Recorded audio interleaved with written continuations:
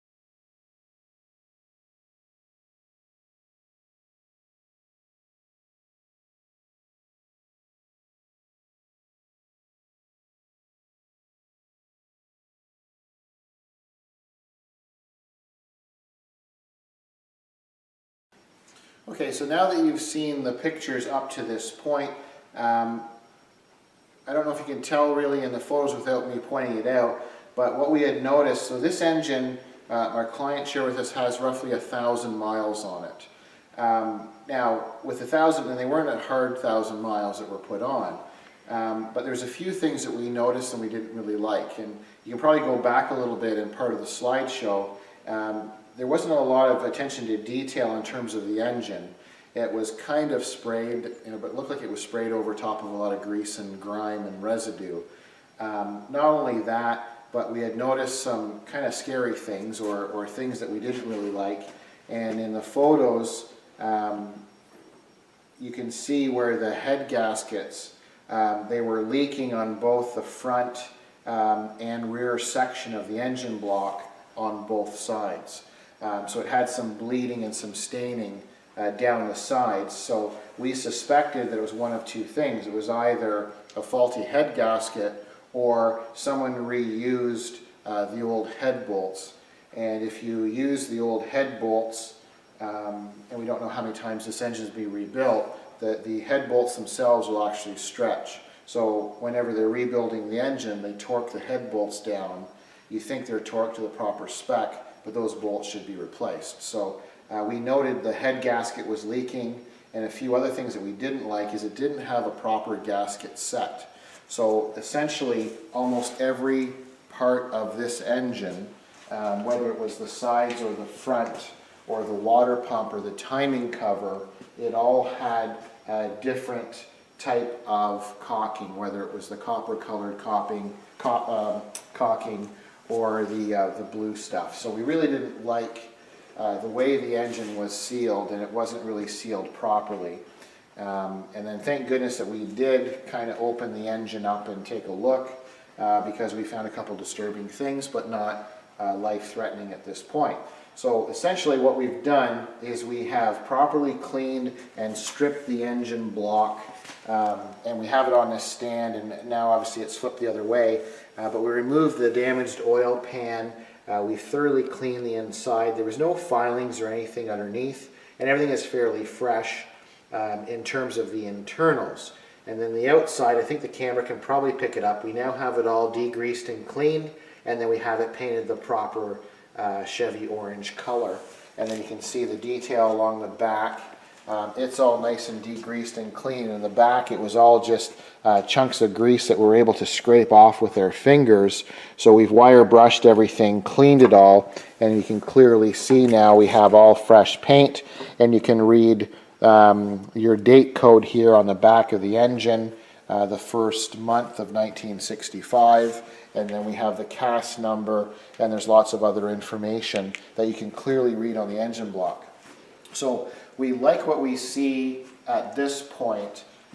We had faulty head gaskets, and we also had old head bolts, which the combination of both, that would explain why the head gaskets were leaking. You can see along the top here, there's a little bit of dirt and grime, which really shouldn't be in here, and I don't think the camera can pick it up, but here's some caulking, dry caulking that's been used, that's kind of in the way. So we want to make sure that that we clean this all properly. You can see the lifters are in really nice shape and they're new. You can see the camshaft through the grooves here. There's no marks. Everything seems to be really happy and clean there also. So we're really happy what we see there. We want to make sure that we clean these surfaces properly before the heads go back on. And then in the front, everything once again was detailed and cleaned up properly. We still have some cleaning to do here in this front section, and then we'll mask all this off and we'll paint this front area properly. So that's basically the fun with the engine block itself. And as we come over here to our workstation, we have the heads off, and we got some really nice roller rockers, and the springs have been done. So the machining part and the quality or the caliber of these items are very, very nice.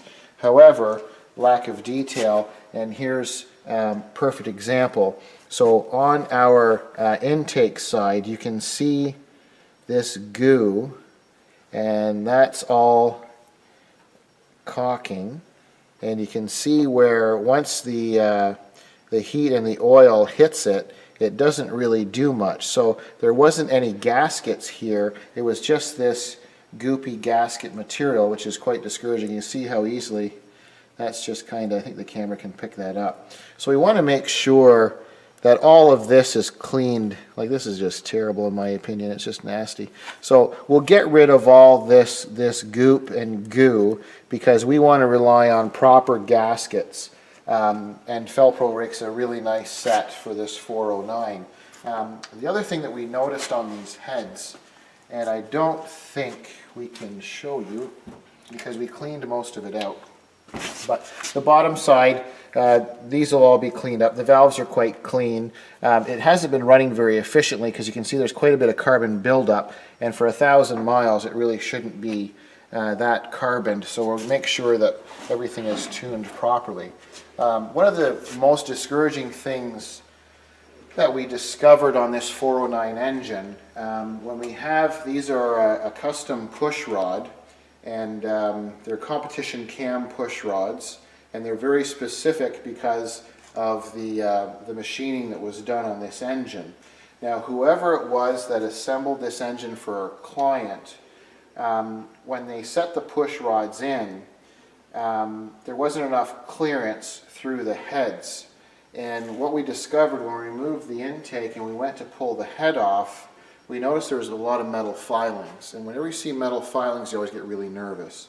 So I think the camera can probably pick it up. So I'll just kind of point. So someone's gone in with a tool, with an air tool, and you can see where I'm pointing with this push rod, you can see this oblonged hole here. I think the camera can pick it up. And then we come to the next one here, and you can see the hole is different.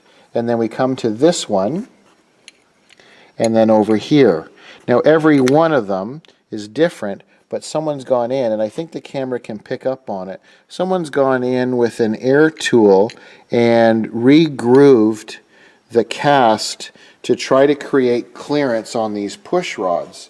But the disheartening thing is for someone to go through all that work machining the engine and new crank and bearings and all that sort of stuff, set the heads on at the final stage with the lifters in, setting the push rods and determining there's not enough room. The proper thing to do is to remove the heads and deal with the heads on the bench so that you have clearance for these push rods. But what someone did was they used some kind of tool and tried to make those holes bigger with these heads sitting on the engine. Now our customer wasn't expecting to hear this news, and we feel bad, but thank goodness we did it, because the intake was leaking, the water pump was leaking, the thermostat housing was leaking because there was no gaskets. And then we saw the head gaskets were leaking down the sides, so we thought, well, we'll just replace them with new gaskets and won't have any issues. But then we see metal filings, and it was on the top portion of both heads. And then when you look at the push rods, you can see there's some scoring, and I think the camera can probably pick that up. So you can see there's scoring along. And I didn't check every one of them thoroughly, but it looks like, and you can see there's metal filings. Very hard to see, but there's a lot of fine metal filings that are on these push rods. So we're going to have to make sure, yeah, see all the, I think the camera can pick it up. So all of these little tiny shiny guys, that is all metal filings that was sitting up in those holes, and we're starting to collect inside those port edges. So that's really disheartening, because if I run my, and we've already wiped these off just quickly, but if I run my fingers across there, you can see the metal filings, I believe, quite clearly in the camera. So that's really discouraging, because we want to make sure that we clean all this thoroughly. We'll have to inspect these push rods, because all of them do have some wear marks in them. So we'll make sure that we look them over. We'll be certain to clean all of this, the heads and so on, properly. And then you can see the intake here looks quite nice. I've got enough crowded stuff in here. So with our intake, we went ahead and we wire brushed and degreased it. So we took it all down to bare metal. This is some masking tape here. And you can see once again clearly, you can see all of our numbers are nice and easy to read, our date codes and firing order. So we went ahead and we've detailed it. So we've taken the oil tube off, we sanded it, degreased it, painted it the proper black color. You can see the fitting. We've cleaned the fitting, it was all black, and we've polished it to the original brass fitting, and we have the proper sealant. And then we're going to be replacing the thermostat. It has a wrong thermostat in it and no gasket, so we're going to make sure that we replace that. So this is the detail kind of stuff that we like to do, but we also want to make sure we don't have any leaking. So we'll get rid of all this nasty caulking and the metal filings. We'll clean everything properly. We'll paint it so the whole engine will look really nice like this, the Chevy orange. And it will just help with the detail. Because you can picture it with all of this done and that engine assembled with the correct Chevy orange paint.